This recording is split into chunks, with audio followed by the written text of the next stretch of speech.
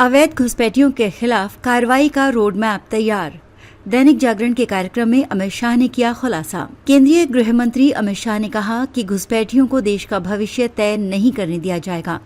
उन्होंने विपक्ष को चुनौती दी कि वे नागरिकता संशोधन पर अपना रुख स्पष्ट करें।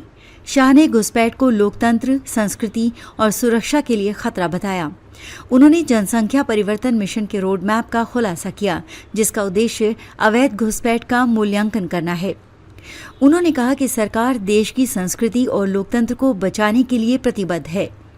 SIR के खिलाफ विपक्ष के कड़े तेवर के बावजूद केंद्रीय गृह व सहकारिता मंत्री अमित शाह ने साफ कर दिया कि घुसपैठियों को देश का प्रधानमंत्री और राज्य का मुख्यमंत्री तय नहीं करने देंगे। दैनिक जागरण के पूर्व संपादक नरेंद्र मोहन की स्मृति में आयोजित व्याख्यान में घुसपैठ, जनसांख्यिकी, परिवर्तन और लोकतंत्र विषय पर बोलते हुए शाह ने घुसपैठियों की पहचान कर मतदाता सूची से उनका नाम डिलीट करने और अंततः उन्हें डिपोर्ट करने पर सरकार की प्रतिबद्धता जताई।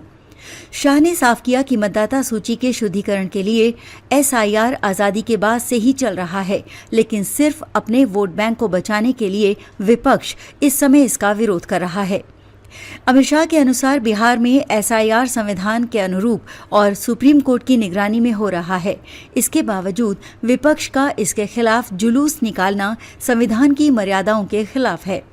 संविधान के अनुच्छेद 326 में सिर्फ भारतीय नागरिक को मतदान का अधिकार दिया गया है।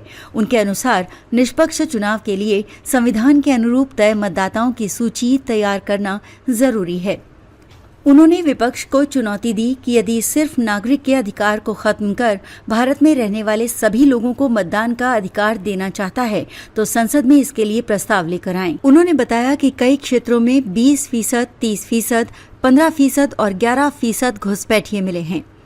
शाह ने सवाल उठाया कि जो देश का नागरिक नहीं है उसे प्रधानमंत्री या मुख्यमंत्री चुनने का अधिकार कैसे दिया जा सकता है।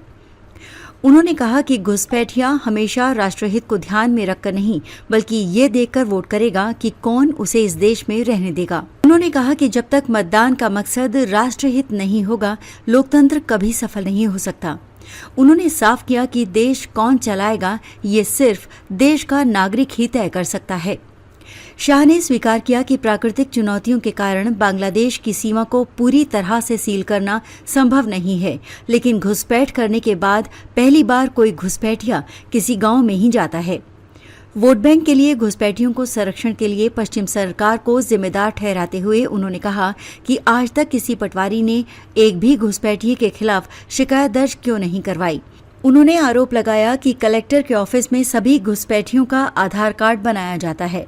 उन्होंने कहा कि राज्य सरकारों की सजगता के कारण पाकिस्तान से लगी गुजरात और राजस्थान की सीमा पर घुसपैठ की घटनाएं नहीं होती हैं।